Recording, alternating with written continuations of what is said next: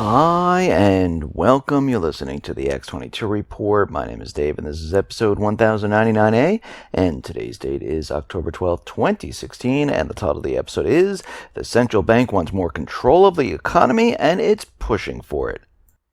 Let's get into the economic collapse financial news.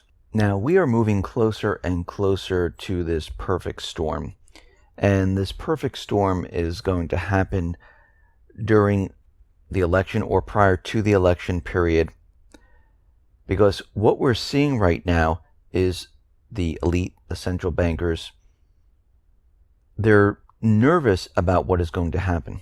And there are many things happening all at once. We have the economy, which is deteriorating very, very quickly now. When we look at the economic indicators, we see that the real people economy, it is not doing well. The manipulated numbers, yes, they're doing well because they can manipulate them. They can manipulate the stock market, GDP, unemployment, keep precious metals suppressed.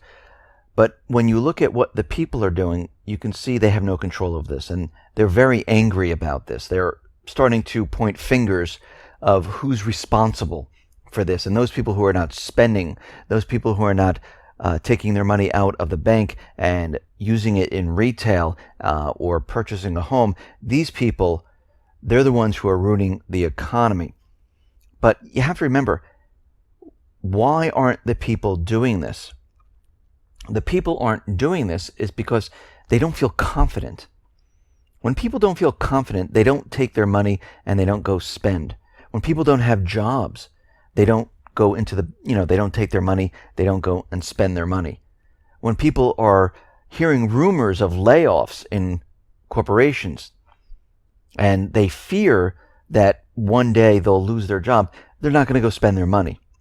When the next generation can't find jobs out of college and they have all the student loan debt, guess what? They're not going to go out and spend their money. And when you see what is going on around the country, around the world, you can see why people are very nervous about what is happening right now. And people realize that they need a change. And we're seeing more and more companies coming out and saying, listen, revenue is falling, sales are just not there. And of course, they're making different excuses of why this is all happening, but we all know why it's all happening. We understand that the economy is not doing well. But we see Ericsson, their sales, they have plunged. And they are warning that things are getting really bad. And they're out there saying that profits have plunged by 17%. They're warning investors. They're saying that the third quarter sales and profitability down the toilet. It's deteriorating faster than expected, and there is no turnaround in sight whatsoever. Of course, they're blaming Brazil, Russia, Middle East, what's happening in Europe. That's what they're blaming it on. But when you look at the situation, all these companies have one thing in common, is that sales are declining, revenue is declining, they're laying off people, and the outlook doesn't look good. And the reason for all of this, it's because the economy is contracting, deteriorating, collapsing. And this is why all these companies, retailers, shipbuilders, electronic makers, this is why this is all happening right now. We see Daewoo Shipbuilding. They're going to cut their workforce by 24% because of losses. I mean, that's 3,000 jobs. So more and more people are being let go. We see from Bank of America, and we did this last time where we looked at the Bank of America internal data on credit card spending. And again, credit card spending is spending money that you really don't have. But they use this to see how the economy is doing. So when people get their credit cards freed up a little bit, they go out and they spend a little bit. But they're spending money they really don't have. But what we're seeing is September does not look good. Spending is deteriorating. And we can see right now that this next report coming up, where they're going to be looking at retail spending, it is probably not going to improve that much. Now, we are coming into the holiday season. We understand Halloween is coming up. Thanksgiving's coming up. Then we have the holiday season. So we will see a little bit of an upward movement in spending, but it's not going to be where it should be, because what we're seeing right now is a contraction of spending, a contraction of retail, a contraction of the global economy. And what we're seeing right now, it is getting worse and worse. And every holiday season, when we started looking back at 2012, going to 2013, 2014, 2015, we can see the trend every single year where the holiday season gets worse and worse and worse. And we look at Black Friday, Cyber Monday, and sales just aren't there. And every year after the holiday seasons, we see thousands upon thousands of stores continually close, go bankrupt, lay off people. And nothing is going to change. Actually, it will change. It's going to get worse. This holiday season is probably going to be one of the worst holiday seasons that we've seen since 2008. We see Deutsche Bank, well, they're just trying to stay afloat. They have sold another $1.5 billion in debt at junk bond terms. They're doing whatever they possibly can just to keep the bank alive. And we can see right now all of this is Band-Aid fixes. I mean, they are in very big trouble. And remember, most of the banks throughout Europe and the United States, these banks are insolvent. These stress tests, that's propaganda to make you believe that everything is fine because of the banking crisis that we went through back in 2008. So they came up with this ridiculous stress test to convince everyone, don't worry about it, we got it under control. But we know they do not have this under control. We see HSBC. They're setting up red alerts all over the place. And they've just thrown up the ultimate warning signal. In a note to clients, which was released Wednesday, Murray Gunn, the head of the technical analysis for HSBC, said that we have a red alert right here. It's an imminent sell-off in stocks given the price action over the past few weeks. And he's looking at the Elliott wave, and he's saying, the Elliott wave tracks alternating patterns in the stock market, and he's saying the behavior and the possible next move is a sharp downward sell-off. And the market looks like it's going to come crashing down. Now, when did they say this was going to be? They did not. But we can see right now the way everything is going. I wouldn't be surprised if it's sooner than later.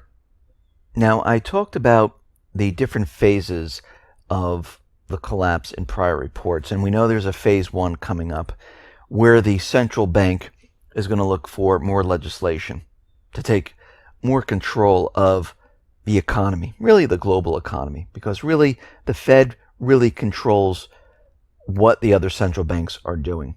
And then we have the Bank of International Settlement, which is the central bank of central banks. But we see right now they're putting out feelers to see the reaction of getting more control. And they're also putting out signals, or they're dropping breadcrumbs to let us know that maybe a recession, depression is headed our way.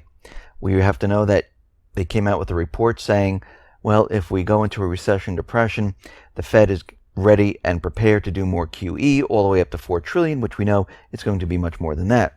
Former Treasury Secretary Larry Summers came out and he warns that the global central banks are totally unprepared to fight the next recession. Now, what's very interesting about all of this is that we're supposed to be in this incredible recovery, but what they keep talking about is the next recession, the next crisis, the next crash.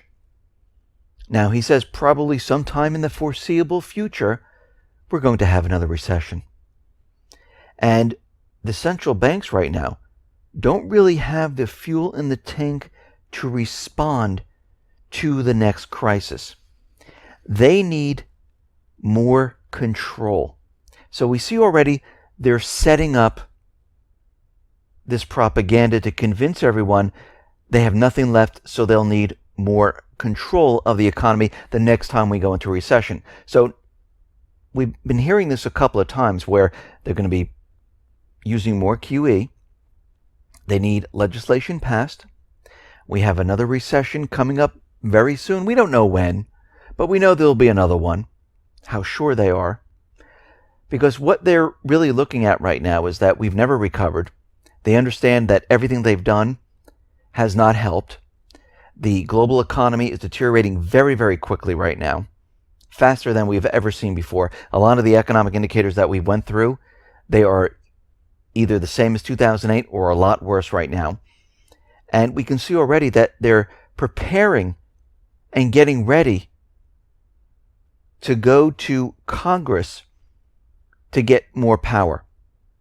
And this is what all this is all about. And this will be phase one of the collapse. Now, does phase one mean that no one's going to get hurt? Yes, people are going to get hurt. Jobs are going to be lost. The stock market's going to come down. They're going to be blaming this on whatever group, whatever country, most likely Russia, North Korea, China, maybe even the American people. They'll blame it on. But we can see already that they are definitely preparing and getting ready to bring down this financial system. The Federal Reserve came out and it is warning about cybersecurity threats to the payment network. And they're very concerned about this.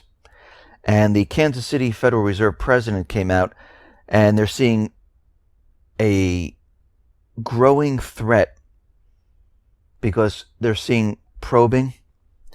They're seeing outside countries trying to get into the SWIFT system. And they are warning that these threats are growing. It will undermine the public confidence if the system is hit. They need a way to stop it if it does happen. And if someone does hack into the SWIFT system, which they did already, of course, we know this is an inside job. If they do this, we need a way to shut down the financial system. And we've talked about this before. It is a perfect way, a cyber attack is a perfect way to convince the public that the financial system was hit hard. This is the reason why the economy is crashing down, because they really don't have to prove anything. All they have to do is set off the propaganda throughout the corporate media, have the government come out and point the finger. And at that point, all they have to do is say, okay, we're in an economic crisis. The system was hacked. We shut down the stock market. We know it has a kill switch. We shut down the NASDAQ. We know it has a kill switch. We shut down the BAT system. We know it has a kill switch now. We shut down the banking system because we need to find out what actually happened. We're going to have to put limits on the amount of money that people can take out right now until we go through this. We'll shut it down just for the weekend. Don't worry about it, people. Of course, Monday will come and the banks will still not be open. And then all of a sudden they'll say we're missing who knows how many $1 trillion. The banks need funding.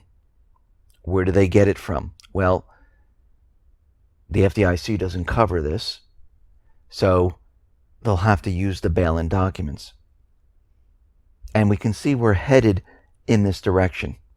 We can see this is how they're going to explain away how this entire economy just fell apart.